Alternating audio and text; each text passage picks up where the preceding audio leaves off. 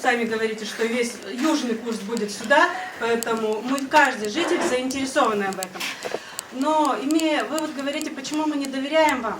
Ну, получается, имея вот как бы по карьерам опыт работы, вот я хочу к Ивану обратиться, потому что с гидрогеологической экспертизой вы динамите по карьерам, да, по уходу воды у людей уже целый год. И все уперлось, оказывается. Сначала мы говорили, что этого нет, нужно где-то найти, кто это будет делать. Потом сказали, денег нет.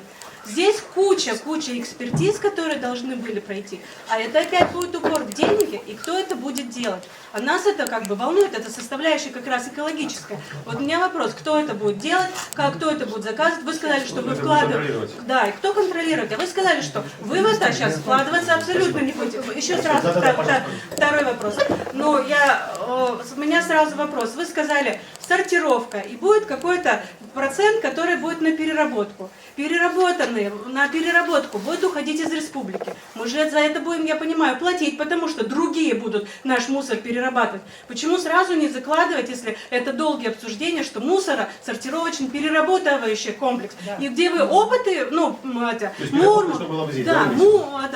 вы везде посмотрели, там Мурманск, есть прекрасные Березники, Пермский край, который рядом, где уже есть готовый завод, который обогревает город, он делает компостирование. Есть вот такой прекрасный опыт, но про него не говорят. У нас только сортировка и полигон. С вопросов экологии мы перешли на вопросы финансирования. Это тоже важно. Ну а как? Это связано между собой, конечно. Да.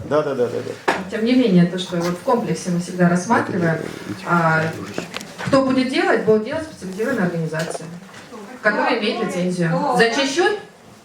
Концессионер. Частная концессионная инициатива будет. Государство не может почастить этим партиям. У вас нету просто... В рамках конституционного соглашения. Вот, есть такая процедура, предусмотрена Гражданским кодексом. Стороной-то ведь тоже будет и государство. То, что касается карьеров, раз поднялся вопрос по гидрологическим исследованиям, то мы сейчас направили запрос в Госсовет на то, чтобы нам выделили дополнительные деньги на программу на нашу. Поэтому мы вас слышим, информацию мы направили. Ну,